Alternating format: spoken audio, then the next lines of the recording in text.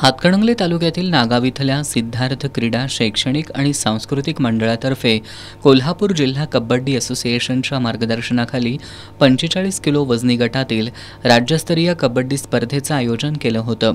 Doctor Babasaheb Ambedkar नगरमधील सिद्धार्थ मैदानावर या स्पर्धेतील पहिला उपांत्य सामना पुलाची शिरोली इथल्या सर्वेश्वर संघ आणि हेरवाडच्या राजमुद्रा संघात झाला।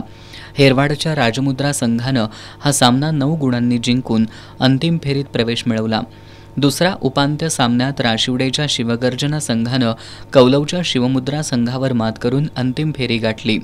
शिवगर्जना आणि राजमुद्रा यांच्यातील अंतिम सामन्याचा शुभारंभ नागाव विकास आघाडीचे प्रमुख विजय पाटील यांच्या हस्ते झाला। यावेळी उपसरपंच सुधीर पाटील, महाराष्ट्र वाहतूक सेनेचे जिल्हा उपाध्यक्ष योगेश रेळेकर, अनिल शिंदे, बंडा डाफळे आदी उपस्थित होते।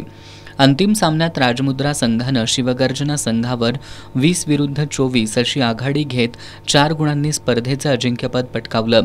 विजेत्या उपविजेत्या संघांना मान्यवरांच्या हस्ते गौरवण्यात आलं।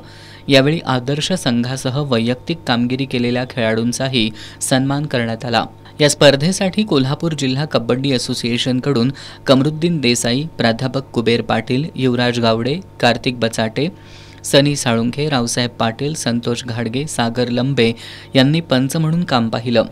मंडळाचे संस्थापक अध्यक्ष सुनील सूर्यवंशी यांच्या मार्गदर्शनाखाली संयोजन समितीचे सदस्य संतोष घाडगे, नितीन लंबे, माणिक सावंत आणि लखन कांबळे यांनी स्पर्धेच्या आयोजनासाठी परिश्रम घेतले।